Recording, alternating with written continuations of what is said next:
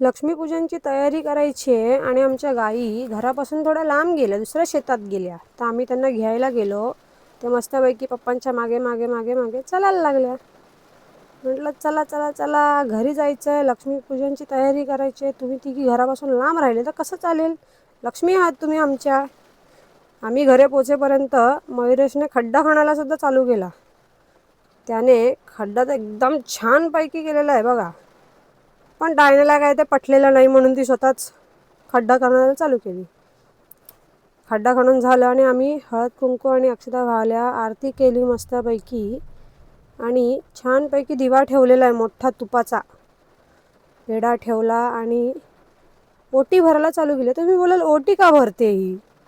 तर ओटी ह्याच्यासाठी की दर दिवाळीला आम्ही एक प्रथा चालू केली आहे की खड्डा खणायचा आपल्या शेतात आणि सीता मैयाची आपल्या ओटी भरून घ्यायची. कारण ती सुद्धा दिवाळीत आलेली होती घरी राम आणि लक्ष्मणसोबत.